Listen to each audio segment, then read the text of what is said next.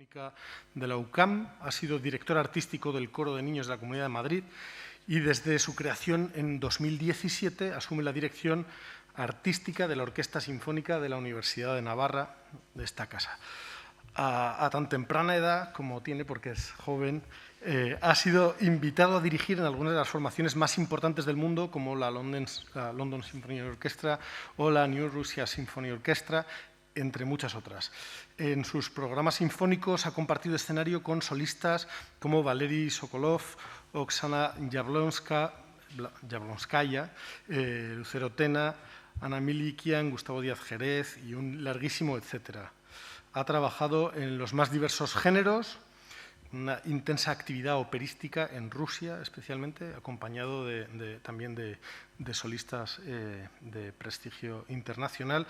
Ha desarrollado también una intensa labor con jóvenes agrupaciones sinfónicas, como la Joven Orquesta Nacional de España o la de la Comunidad de Madrid, la de Andalucía o la del Conservatorio Tchaikovsky de Moscú. Ha realizado diversas grabaciones discográficas en prestigiosos sellos como Naxos o como Melomix y ha colaborado en los principales medios de comunicación en España y Rusia. Se ha presentado en las más importantes salas de estos países, entre otros países europeos como Inglaterra, Austria, Francia, Bélgica, Italia, Hungría, en el Medio Oriente, en Asia, en Georgia, Azerbaiyán, Kirguistán. En fin, es un currículum extensísimo que acredita más que sobradamente, además de que lo conocemos porque es de la casa, la trayectoria del profesor Quintas. Su conferencia de clausura se titula Educar en arte y belleza, la música para reflotar la sensibilidad humana. Y ahora a continuación pues, va a deleitarnos con un pequeño regalo. Muchas gracias, Borja.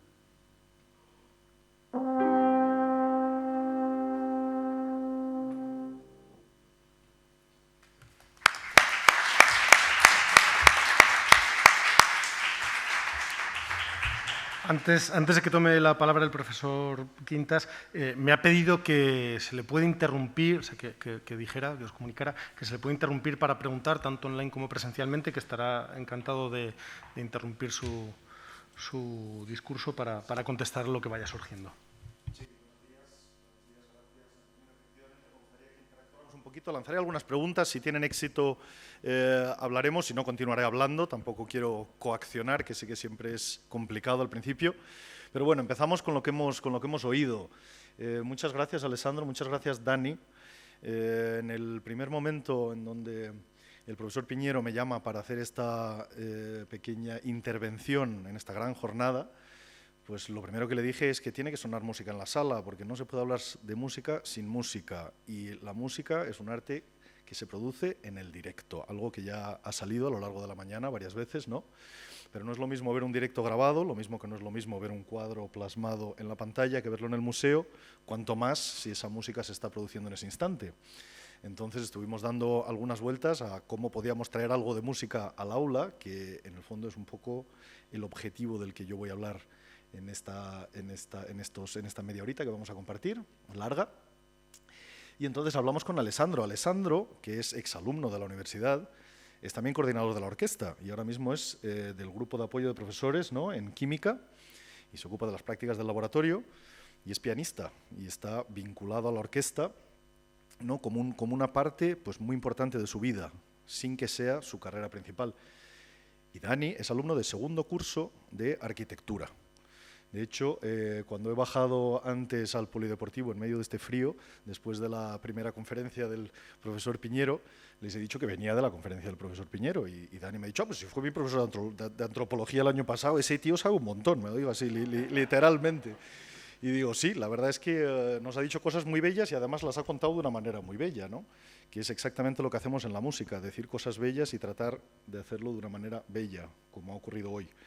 Entonces, en ese ensayo que hemos preparado abajo, hemos pasado varias veces esta pequeña pieza maravillosa que se llama El canto de los pájaros, de Pau Casals, que es original para cello, pero la hemos hecho con la trompa. ¿Y por qué? Porque yo tenía el interés en que viniera un instrumento menos habitual. El cello ya lo conocemos todos, la trompa también la conocemos todos, pero un poquito menos, ¿no? No es como que nos la cruzamos todos los días en nuestro día a día. Y contando en la orquesta con un alumno como Dani, que es un trompa pues, extraordinario, le digo, oye, ¿te vienes a hacer esta pequeña intervención? Y me dice, por supuesto que sí, y vive en Tafalla y hoy no tenía clases y está de exámenes y se ha venido desde Tafalla pues, a compartir estos 2 minutos de música y poner en valor lo que es la música en directo. Así que muchísimas gracias a los dos por haber venido.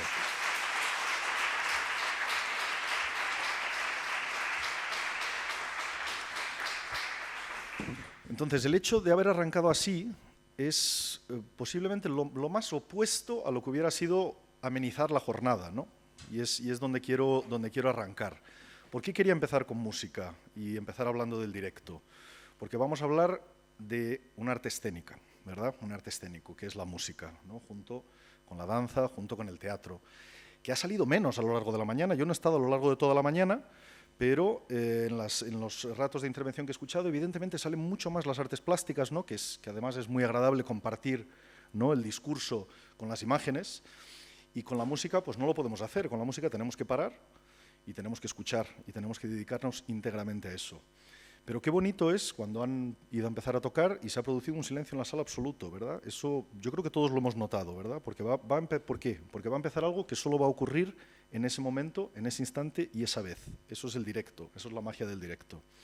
Entonces, yo quería poner un poquito en valor qué significa esto, cómo puede influir a nuestros jóvenes, tanto músicos como universitarios no músicos, o para los cuales la música es parte de su vida, como estos 2 grandes ejemplos que tenemos aquí, y cómo esto puede ser algo determinante en la vida universitaria.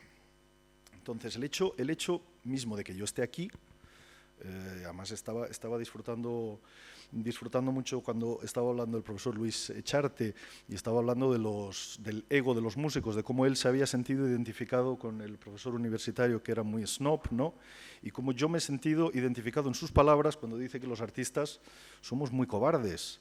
Y es verdad, es una especie de gran paradoja. La valentía que tenemos en el escenario, porque el escenario requiere una enorme valentía y un enorme arrojo, y es lo primero que yo le explico a mis alumnos. Sin embargo, en otras cosas de la vida nos vemos como muy pequeñitos y a veces nos hundimos con la mayor tontería. Simplemente alguien te habla mal y de pronto te sientes muy, muy vulnerable, ¿no?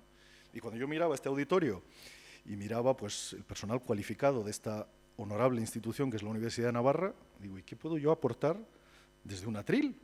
Porque yo me siento comodísimo con una orquesta en un escenario y con una partitura delante, pero ahora no tengo una partitura, me he hecho un guión que no sé si saldrá algo de aquí o no, pero no es mi medio habitual. Yo solo hablo de música en el ejercicio de la música, es decir, no hablo sobre música, sino que hablo música. Es decir, la diferencia, que también es algo de lo que quiero reflexionar, que ha ido saliendo aquí, de lo que significa hablar de o ejercer o ejecutar, ¿no?, que es una diferencia muy importante. Por ejemplo, la interdisciplinariedad, que es una palabra que siempre me cuesta pronunciar y que como la oigo mucho, le estoy cogiendo un poquito de rabia, ¿no?, como cuando nos hablan de conceptos pedagógicos que al final parece como que están más en el ámbito teórico que en el práctico, y sin embargo vemos la cartelera del día de hoy y decimos, ¿qué interdisciplinariedad puede haber más grande que un filósofo, una persona que está hablando de bioética aplicada a la belleza, literatura, y de pronto pues un músico, director de orquesta en ese mismo grupo, intentando encontrar pues puntos comunes, ¿no? Y compartiendo experiencias? Pues eso realmente es interdisciplinariedad, aunque no esté en el cartel, ¿verdad? Que es lo más bonito de todo. Entonces, el hecho de que yo esté aquí, pues es mi primera reflexión, ¿no? El artista dentro de la universidad. ¿Qué es lo que pasa en España? ¿Por qué se producen esos tres reinos? Vuelvo a la cita del profesor Luis Echarte, ¿no? Letras, ciencias y el reino del arte. ¿Por qué el reino del arte está en otro sitio? Dentro del arte, y es para lo que quería volver al directo, tenemos las artes plásticas, obviamente, ¿no? Tenemos la literatura, tenemos las artes escénicas.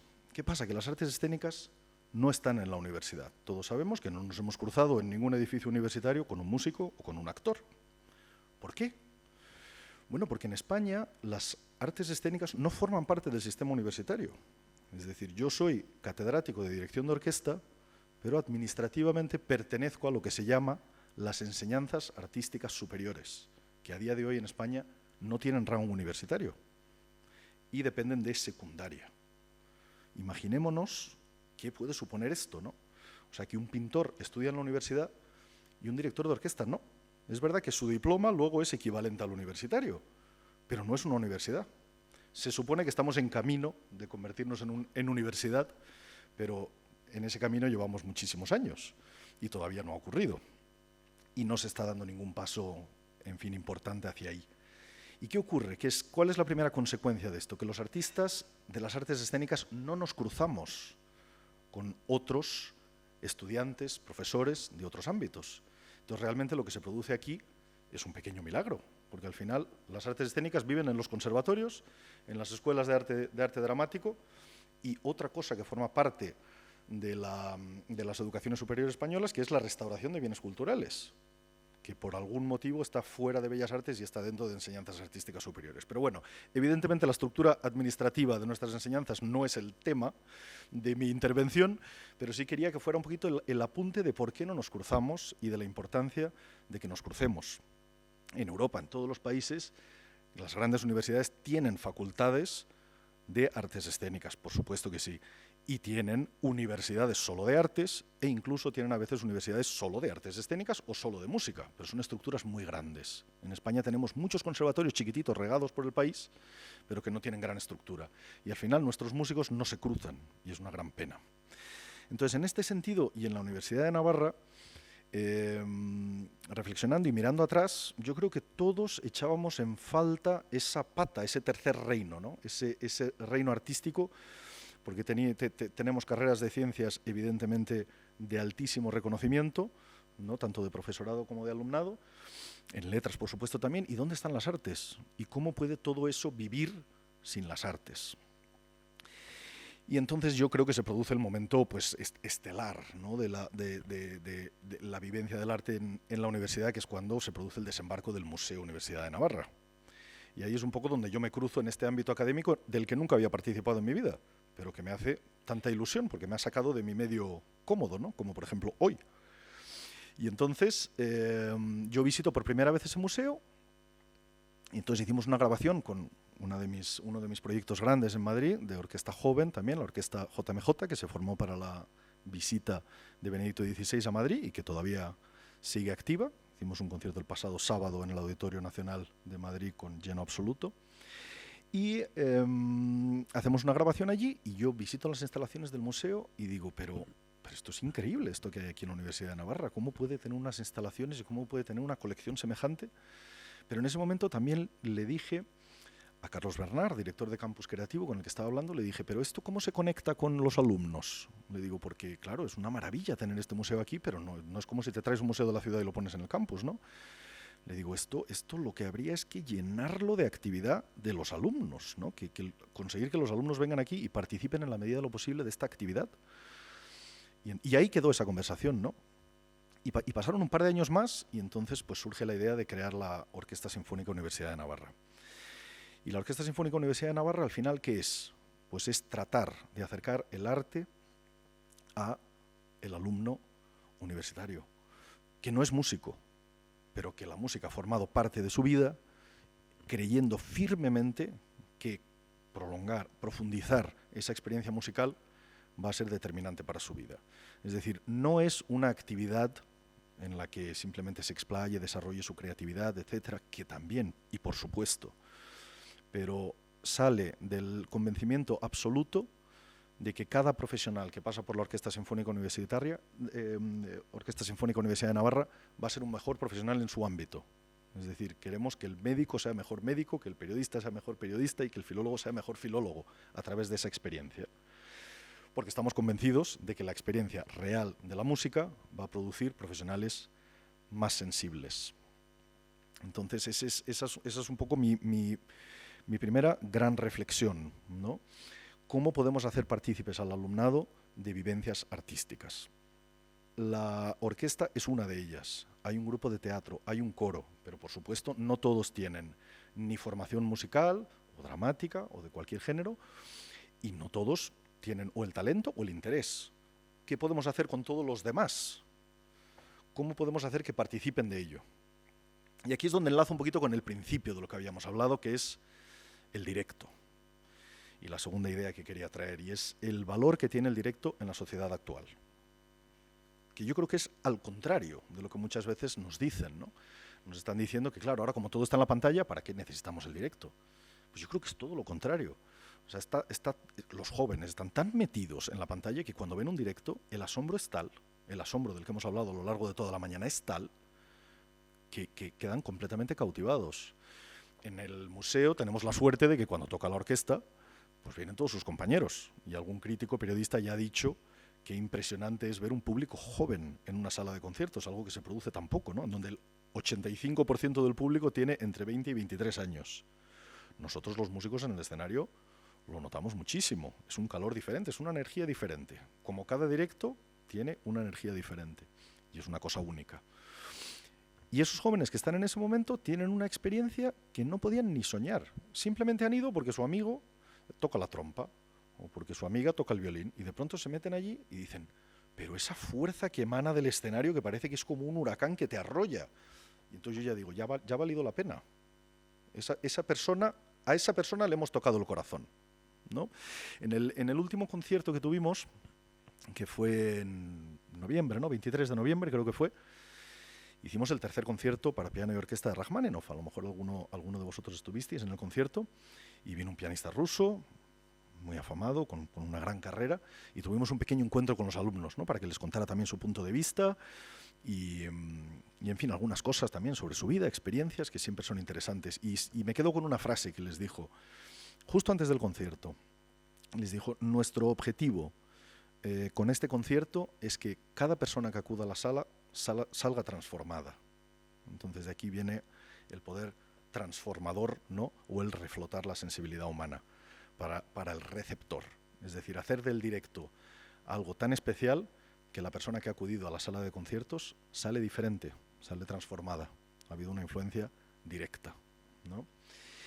Entonces, en este sentido, yo creo que es la experiencia artística de todos nuestros alumnos, quiero decir nuestros alumnos porque ya me considero también parte, ¿no? de la institución, es fundamental.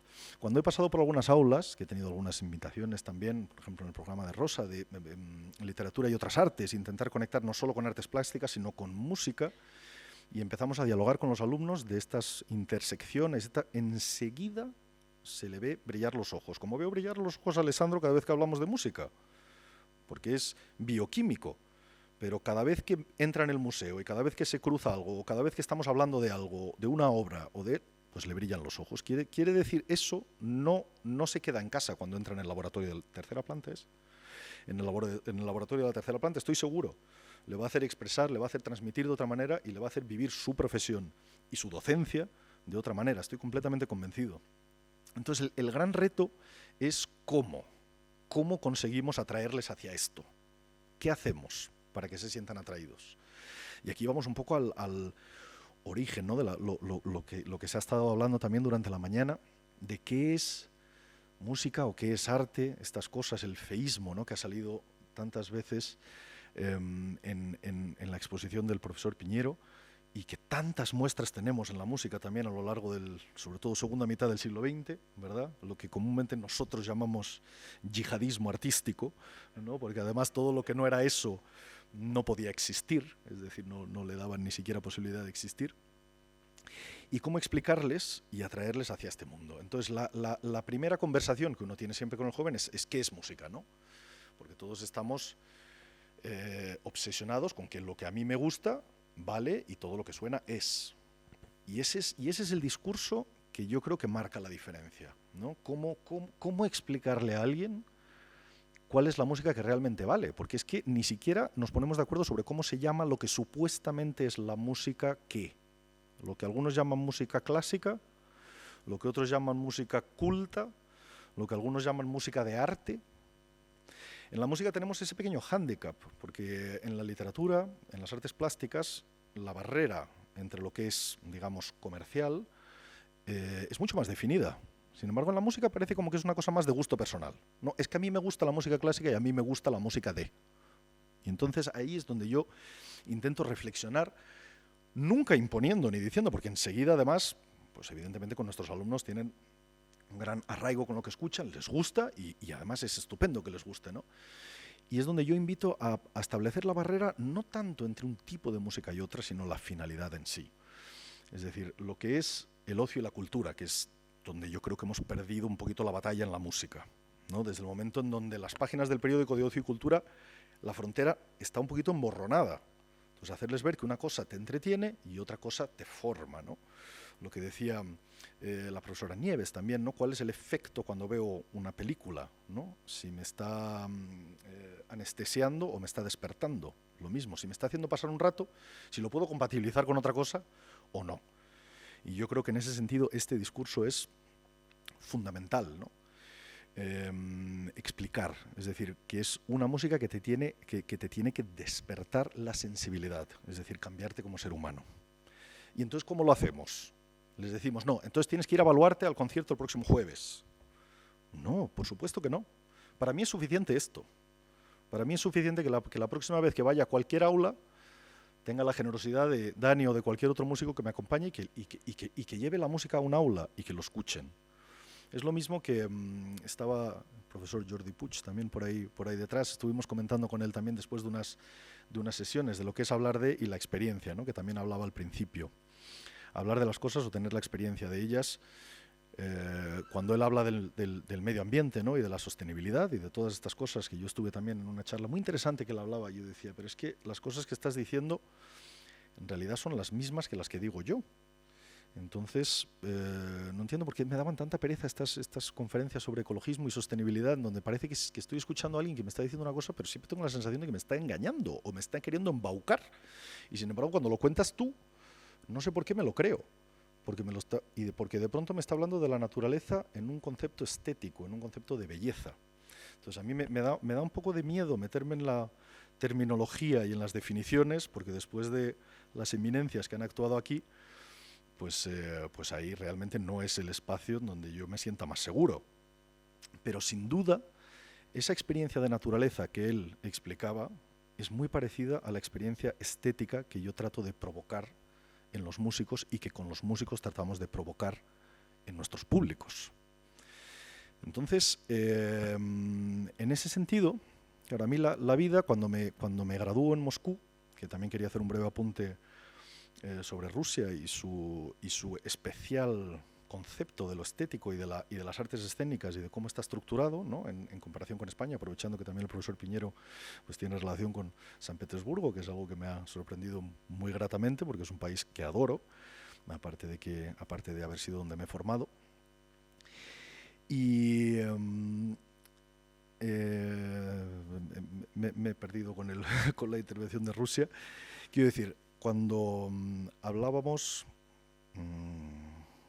Rusia, es que en cuanto Rusia entra en mi corazón es como si se vaciara todo lo demás. Pero bueno, él, recién graduado en Rusia, efectivamente, muchísimas gracias, Antonino. Quiero decir, yo me estaba dedicando pues eso, al teatro Ruskaya Ópera, a trabajar con profesionales. Y de pronto, cuando vuelvo a España, pues se me ofrece el primer gran proyecto de trabajo con la juventud, que es la Orquesta Sinfónica de Coro Escolanía JMJ. Entonces dicen que va a venir el Papa, viene el Papa Benedicto XVI, y se nos ha ocurrido hacer este proyecto de músicos jóvenes que quieran venir voluntariamente porque quieren tocar para el Papa. Y entonces yo digo, pero qué cosa más maravillosa, ¿no? Es decir, vamos a organizar una orquesta en donde vienen personas que están porque quieren estar y porque quieren poner su talento al servicio de una ocasión tan especial como es la visita del Santo Padre. Y entonces digo, por supuesto que sí. Y digo, bueno, tienes que pasar ahora el proceso de selección, que den el visto bueno, etcétera, etcétera, pero al final pues las cosas salen bien y me dan el visto bueno y me pongo al frente de ese proyecto. Y entonces cuando empiezo a trabajar con los jóvenes y me doy cuenta de las diferencias entre trabajar con profesionales y trabajar con jóvenes. Porque claro, cuando nosotros ensayamos, ejercemos, que es donde yo me siento cómodo, otra vez, a diferencia de aquí, y decir, yo estoy con mis músicos delante, ¿no? ¿Y qué estamos haciendo en ese momento? Estamos ejerciendo música, estamos ensayando, estamos hablando de cosas. Que por cierto, ¿no? Que un director, ¿qué es lo que hago yo en un ensayo? Que es tan importante para cuando vaya a llegar a los jóvenes. ¿Alguien tiene alguna idea sobre qué es exactamente lo que hacemos los directores de orquesta? Porque es algo que le he preguntado muchísimas veces a mis músicos, cuando son jóvenes y los tengo delante, le digo, ¿por qué tengo que estar yo aquí? ¿Por qué? ¿Alguien tiene alguna sugerencia? Os lo cuento yo todo. Porque todos dicen, no, porque es que somos muchos y hay que unificar criterios. Sí, por supuesto. No, es que para que estés de guía y que no nos perdamos. Digo, claro, por supuesto. Digo, pero hay una cosa que es la más importante de todas, por las que nosotros los directores de orquesta estamos aquí. Y es para posibilitar un directo flexible. ¿Qué quiere decir que el directo es flexible? Quiere decir que lo que vamos a decir el jueves a las 7:30 se ha dicho de una manera que es única ese jueves. Es decir, de la manera en que cadenciamos una frase, que es en el fondo la interpretación musical, lo mismo que yo cadencio mis frases cuando hablo, los músicos las cadenciamos y las podemos cadenciar de maneras muy diferentes. Y la manera en que las vamos a cadenciar, equilibrar, presentar, buscar unos colores y construir una forma, el jueves a las 7:30 va a ser única. Eso es lo que posibilita que yo esté ahí. Que lo cadenciemos cogiendo la energía que viene de atrás, la del público, la que la obra nos está dando en ese instante, y que haga que cuando el público la reciba, sin tener lo que pensar, sienta que está recibiendo un producto único. Y el público lo entiende de una manera tan directa cuando es de verdad, que es increíble. Entonces, cuando empiezo a trabajar con jóvenes, me doy cuenta de que la posibilidad de flexibilidad es muchísimo mayor y que a veces la falta de profesionalidad, digamos, o de medios, se compensa, y a veces muy anchamente, con esa posibilidad de flexibilidad que surge de un terreno mucho más virgen, ¿no? Porque las miras están mucho más abiertas. Y decir, si yo voy a hacer un programa con la Orquesta Sinfónica de Navarra y voy a hacer la Quinta Sinfonía de Beethoven, pues lo más seguro es que todos los músicos la hayan hecho 1000 veces más que yo. O porque son más mayores, o porque están en programa siempre, o porque... Y al final sales de un corsé que tienes que romper para volver a construir. Entonces es como una gran paradoja, ¿no? Mientras que con los jóvenes ese corsé no existe, es un terreno virgen y construyes desde cero. Y cuando se lo presentas al público, la frescura y la energía que tiene son impresionantes. Entonces, cuando estamos en ese proceso de trabajo es cuando yo me doy cuenta de cómo afecta a la vida de estas personas. En ese primer proyecto joven, yo tengo músicos, pero tengo muchos jóvenes que no son músicos. Tengo muchos jóvenes que se dedican a otras profesiones, como los músicos que tengo en la Orquesta Sinfónica Universidad de Navarra, se dedican a otras profesiones, pero quieren que eso forme parte de su vida. Y cuando están en ese proyecto, sienten cosas muy especiales. Y muchos han vuelto, después de algunos años, porque tampoco han pasado tantos. Es verdad que soy algo más joven de lo que parezco, muchas gracias Antonino, pero no tanto como me quiero creer. Pero bueno, yo siempre digo que soy un chico de los 80 y luego ya que cada uno saque las conclusiones de la horquilla de edad en la que me sitúo. Entonces me doy cuenta de lo que podemos influir y de lo que esa belleza puede transformar en estos jóvenes. ¿Y por qué? Porque las artes escénicas son únicas en eso. Son únicas en producir ese instante mágico que solo se va a producir una vez. Y entonces la ilusión con la que yo he preparado con estos dos queridos músicos, los 2 minutitos que hemos escuchado hoy, es la misma con la que he preparado Scheherazade, que hice el sábado pasado, y la misma con la que voy a preparar 6 números que voy a acompañar a Plácido Domingo el 8 de enero en Madrid. Porque es mi vida, y mi vida es el directo. Y cuando los jóvenes participan de eso, se producen transformaciones extraordinarias. Entonces, ¿qué puede llevar a un joven estudiante de la Universidad de Navarra a venirse todos los martes a las 7:15, cuando llevan en clase desde las 8 de la mañana muchas veces? Las 2 últimas horas, exprimir esas 2 últimas horas en hacer un ensayo. ¿Por qué? Porque es algo impresionante y único. Porque saben que están formando parte de algo que no se puede reemplazar por nada más. Y además les saca un poquito de su día a día y les hace ver otras dimensiones. Y están participando de ese proceso que al final es muy largo y que va a llevar a un concierto que se va a producir un solo día. Y estamos 4 meses preparándolo. El próximo trimestre sirva de ejemplo. Hemos dado un pasito más y vamos a hacer un proyecto que empieza a tocar otros palos de la universidad, que yo creo que es un poco por donde tiene que ir nuestra actividad.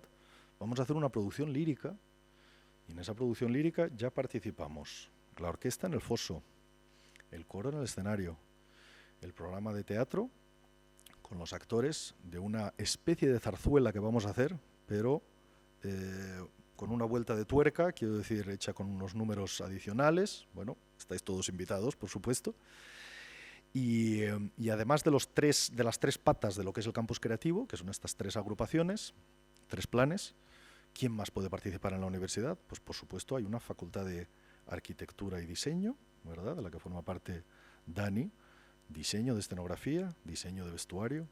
Hay una facultad de comunicación que puede, por supuesto, participar en lo que puede ser un gran reportaje de una producción puramente universitaria, en donde hay tantos personajes implicados.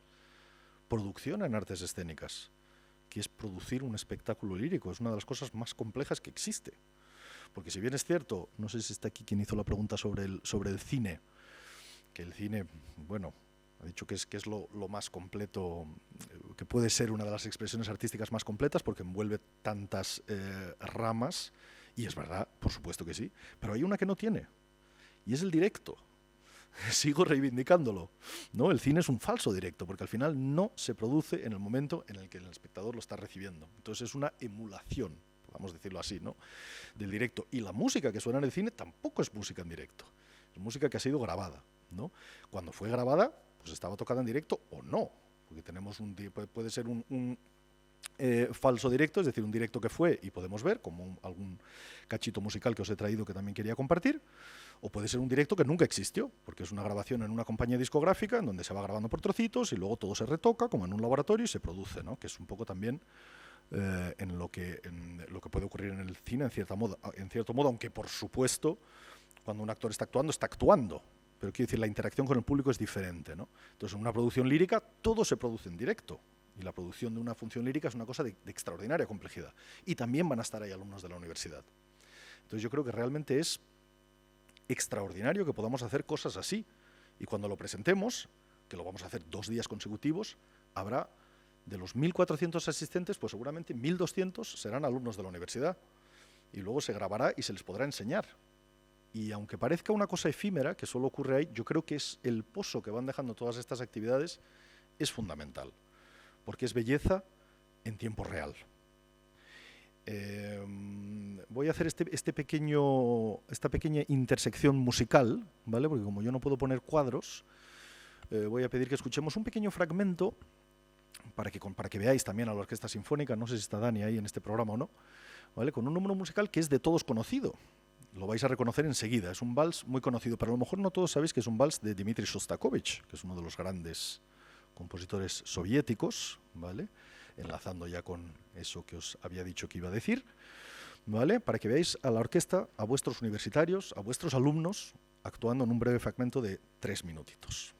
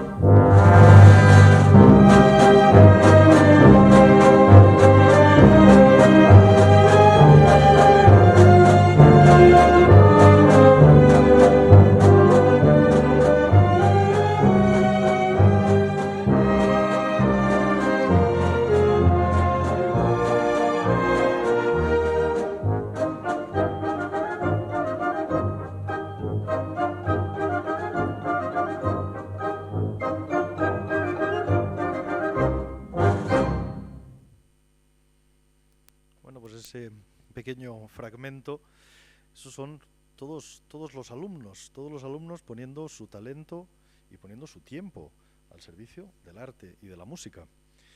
Ni qué decir tiene qué otros valores se desarrollan en estos ensayos, en esta actividad, ¿verdad? Disciplina, rigor, flexibilidad, liderazgo, la cantidad de mini líderes que tenemos en la sección que tienen que liderar a sus secciones, otros que se tienen que dejar liderar, respeto. Hay tantas cosas que ocurren en un ensayo que desarrollan tantos valores que es realmente extraordinario. Hablando con una de las profesoras que colaboran con nosotros, Cecilia Berkovich, una extraordinaria violinista que viene muchas veces de concertino a la Orquesta Sinfónica de Navarra. Y cuando viene, pues yo aprovecho y le digo, vente a hacer una sesión con nuestros chicos universitarios. Y una vez estábamos hablando de las condiciones económicas de estas participaciones y me interrumpió y me dijo, mira, es que me da igual.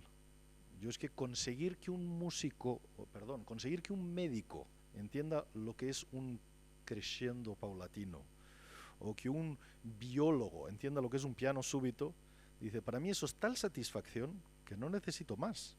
O sea, ella realmente tiene la sensación de que está contribuyendo a una sociedad mejor. No estamos preparando un concierto, estamos realmente transformando a las personas con aportaciones muy, muy, muy importantes.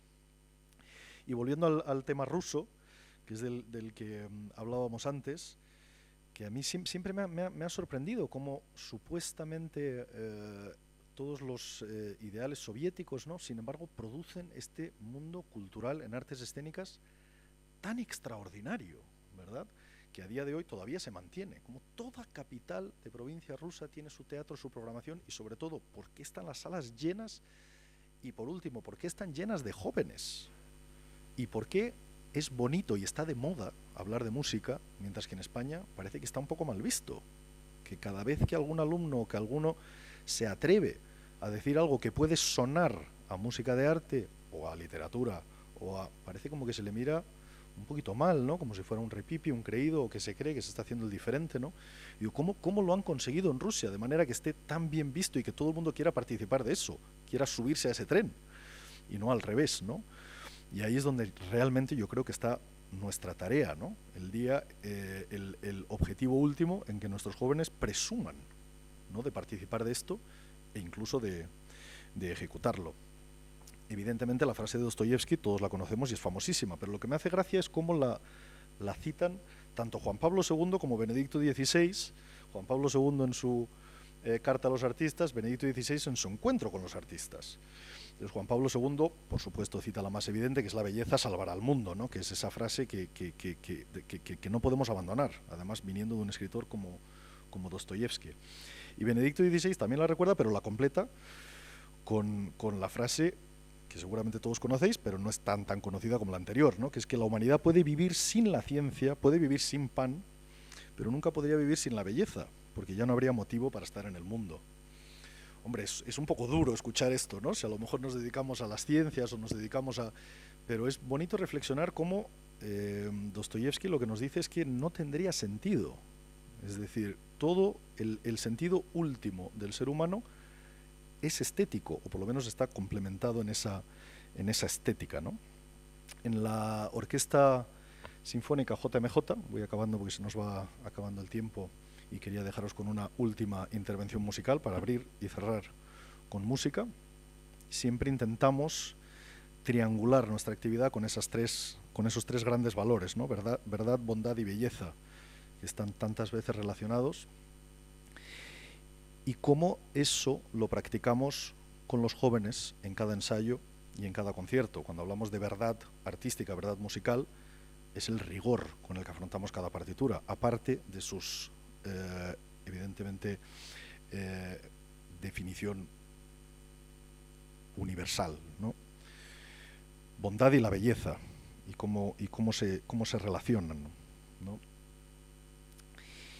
Benedicto XVI va un pasito más cuando habla a los artistas y dice: vosotros sois los guardianes de la belleza. Gracias a vuestro talento tenéis la posibilidad de hablar al corazón de la humanidad, de tocar la sensibilidad individual y colectiva, de suscitar sueños y esperanzas, de ensachar los horizontes del conocimiento y del compromiso humano.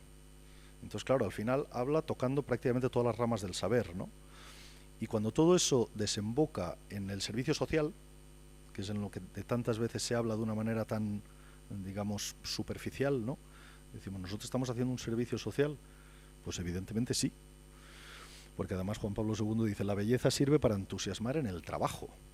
Y ahí un poco encadeno con lo que abrió la sesión, ¿no? De lo que es trabajar con entusiasmo o no, y cómo el entusiasmo gratifica o ennoblece nuestro trabajo. Y con el arte también es lo que buscamos.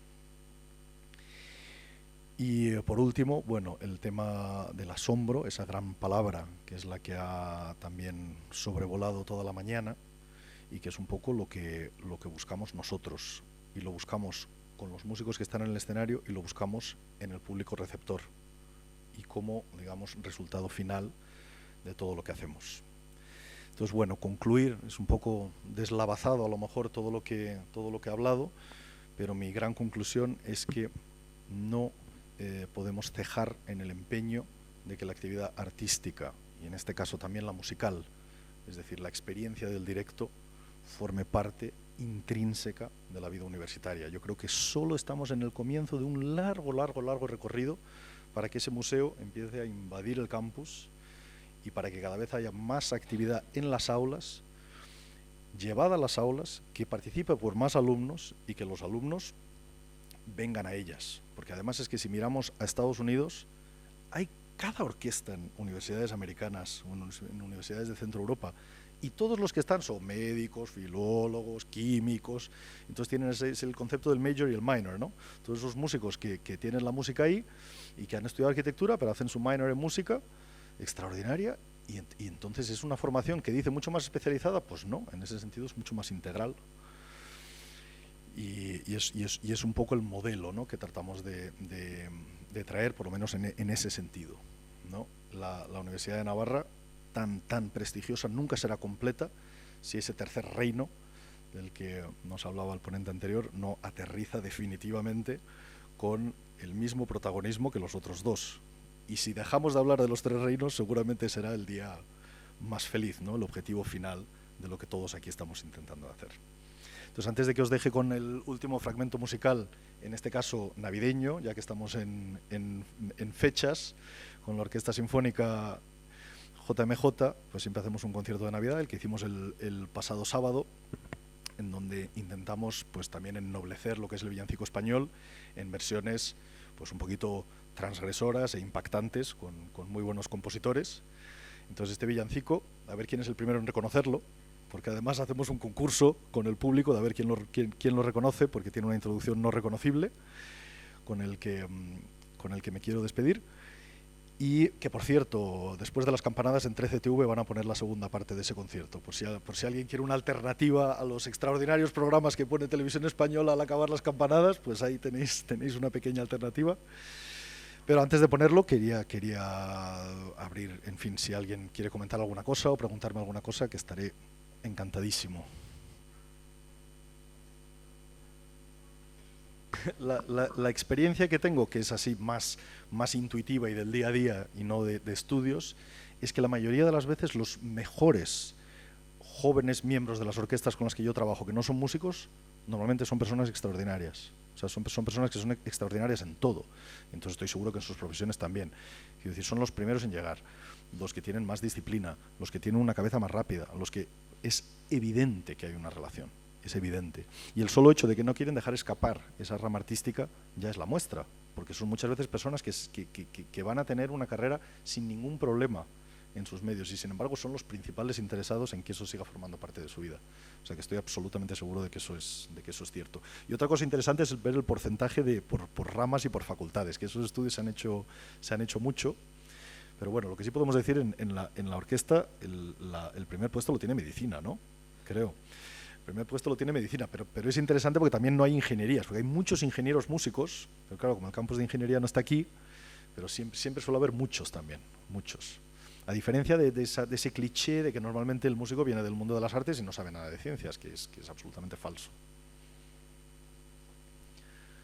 ¿Alguna cosita más, aunque estemos sobre el tiempo?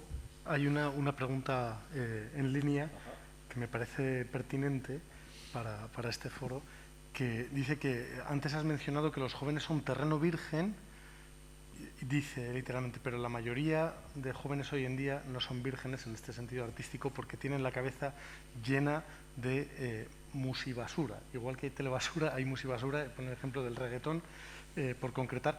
¿Qué hacemos con esos jóvenes para atraerlos a la belleza? Bueno, pues es que precisamente como no es la misma esfera, quiero decir, en el terreno en el que nosotros trabajamos en las orquestas jóvenes, por ejemplo, es que están vírgenes. Porque si lo que tienen reggaetón es que están vírgenes, porque yo no considero que están en la misma parte del cerebro, ¿no? O sea, eso es un objeto de consumo.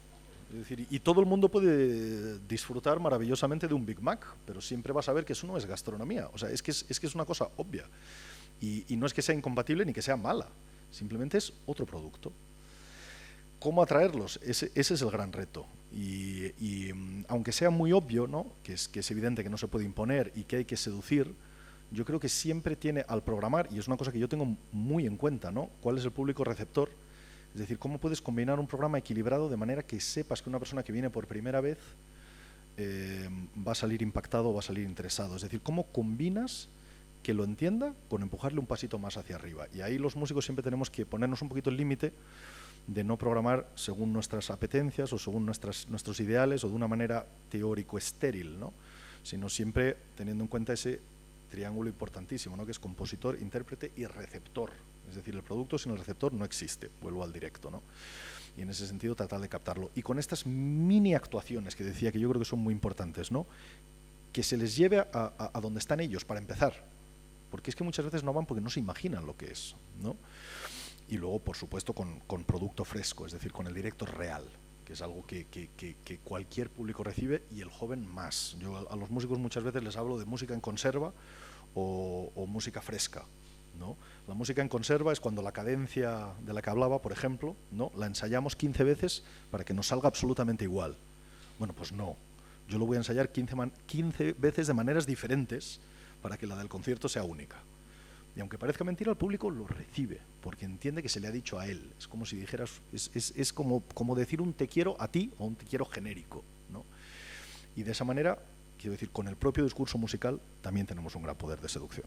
Estoy seguro de ello. ¿Nada más? ¿Nos despedimos con música o ya está todo el mundo agotado? Fundamental, ¿no? Pues escuchamos este pequeño número navideño de despedida.